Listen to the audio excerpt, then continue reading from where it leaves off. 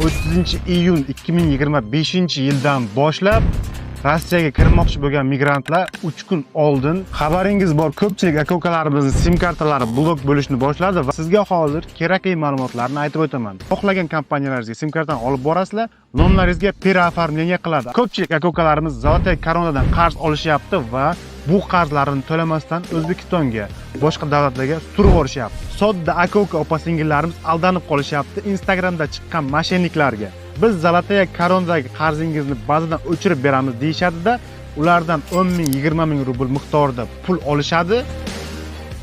Rossiyada yurgan yurtdoshlarimizga ajoyib imkoniyat. Har bir soatda peshona ter bilan topgan pullaringizni tejab qolishni xohlaysizmi? Yurtingizga qulay kurslarda pul yuborishni-chi? Unda Mir privilegiya ilovasini hoziroq yuklab oling va pul yuborishni eng qulay yo'lini tanlang. Mir privilegiya ilovasining afzalligi shundaki, u sizga nafaqat Rossiya rubli pasayishiga, balki boshqa banklardan ham ko'ra ancha qulay kursni taqdim etadi. Pastdagi havola orqali yoki Play Market va App Store'dan Mir privilegiya ilovasini yuklab oling va Use promokodini ishlating. Use promokodini ishlatsangiz, yuborgan summangizga qarab 1000 rubldan 2000 rublgacha tejab qolishingiz mumkin. Use promokodidan foydalaning va pulingizni tejang. Assalomu alaykum qora ko'zlarim, yaxshimisizlar, tinchmisizlar, charchamay yuribsizlarmi?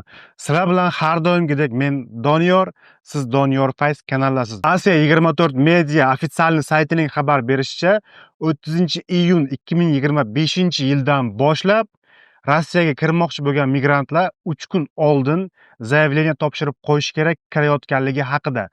Agar 72 soat oldin zaявление topshirmasa, kirishi bilan muammo bo'lishi mumkin yoki undan tashqari kirganidan keyin qanaqadir dokument qilaman desa, dokumentlar bilan ham muammo bo'lishi mumkin. Bundan mustasno kimlar? Граждане Республики Белоруссия, дипломат и shularning oilasi, должности лица международных организаций, обладатели служебных паспорт и виз. Если выезд связан с экстренной медицинской помощью, тяжелым заболеванием или смертью близкого родственника, подавать заявление можно за 4 часа выезда. До выезда, то есть. Bu holat faqatgina og'ir ahvoldagi bemorlar va undan tashqari qarindoshlari o'tib qolgan insonlargagina kirishidan 4 soat oldin zaявление topshirishiga ruxsat berilgan. Qolganlar bundan mustasno. Video roligimiz maksimal qisqa va foydali bo'lishi uchun bu ma'lumotni to'lig'ini men o'qib eshittirib o'tirmayman, chunki video juda ham uzun bo'lib ketishi mumkin. Shuning uchun to'liq ma'lumotlarni va faktlarni Telegram kanalimizga tashab ketamiz. Telegram kanalimizga o'tish silkasi esa pastdagi opisaniyada va birinchi kommentariyada o'tib obuna bo'lib qo'ysangiz, chiqqan qarorni to'lig'ini o'qib olishingiz mumkin. Xabaringiz bor, ko'pchilik aka-ukalarimizning sim kartalari blok bo'lishni boshladi va SMSlar kela boshlayapti.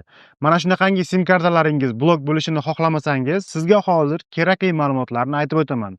Birinchi o'rinda uni ochtirish uchun o'zingiz olgan kompaniyaga borishingiz kerak. Bu Beeline, MTS, Megafon, Tele2 va qaysi kompaniya bo'lishidan qat'iy nazar borsangiz sizni qo'lingizga qog'oz berishadi, ya'ni bumashka, bu qog'ozda yozilgan bo'ladi.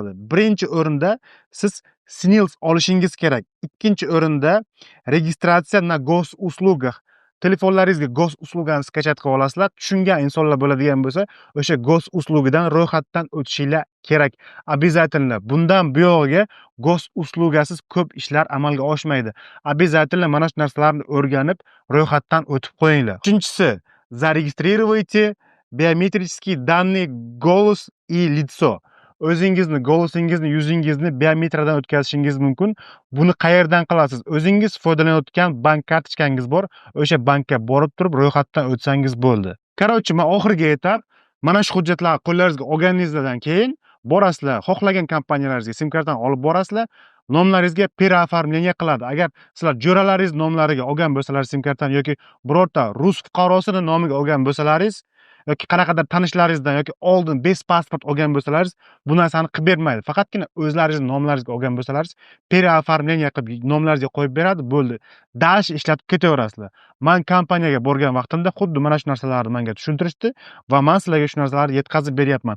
Qanaqangidir o'zgarishlar, izmeneniyalar bo'lgan bo'lsa, kommentariyada yozib qoldirishingiz mumkin. Endi do'stlar, ikkita narsani aytib o'tmoqchiman. Birinchisi, ko'pchilik aka-ukalarimiz Zolotaya Koronadan qarz olishyapti va bu qarzlarini to'lamasdan O'zbekistonga, boshqa davlatlarga surib olishyapti. O'ylashyaptiki, bu qarzlarimni topib bormaydi deb. Bu qarzlarni olganingizdan keyin sizni dalillaringiz u Zolotaya koronaning bankiga kiritilgan. Siz qarz olishingizdan oldin pasportingizni surati, ism familiyangiz, ishlatadigan raqamlaringiz hammasini kirgizgansizlar. Shu joyini hisobga olinglar. Bu Zolotaya koronaning xodimlar hozirgi vaqtda bu qarzlar ko'payib ketgan, oborot ko'payib ketgani uchun ulgurmaganligi sababli sizlarni uylaringizga topib bora olmayotganligi mumkin. Lekin vaqt kelib sudga oshirganidan keyin siz O'zbekistonda qaysi viloyatida yashaganingizdan qat'iy nazar baribir javobgarligi bor. Qarz oldingizmi? Buni albatta o'z vaqtida yoping. Yopa olmasangiz telefon qilgan vaqtlarida tushuntiring, meni vaziyatim yo'q, vaqti kelganda yopaman deb. Undan tashqari sodda aka-uka opa-singillarimiz aldanib qolishyapti Instagramda chiqqan moshenniklarga. Biz Zolotaya koronadagi qarzingizni ba'zidan o'chirib beramiz deyishadi-da, ulardan 10 ming, 20 ming rubl miqdorida pul olishadi. Undan tashqari aka-ukalarimiz Zolotaya koronaga kirgizgan dalnilarini, hujjatlarini o'sha moshenniklarga tashab berishadi. U moshenniklar u qarzni yopib turib yana ko'proq qarz oladi-da, u aka-ukalarimizdan olgan pullarni ham olib yo'qolib qoladi. Bunaqangi moshenniklarga ishonmanglar.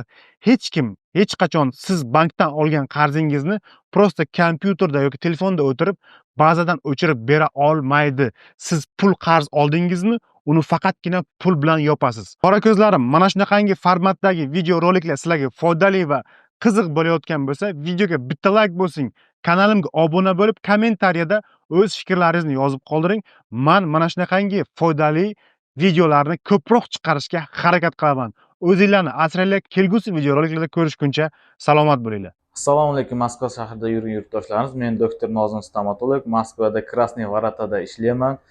Har kuni ish vaqtimiz soat 9 dan, ertaman kech payt 9 gacha ish vaqtimiz. Bez vaqtni 52 02 nomeriga telefon qilib kelaverasizlar.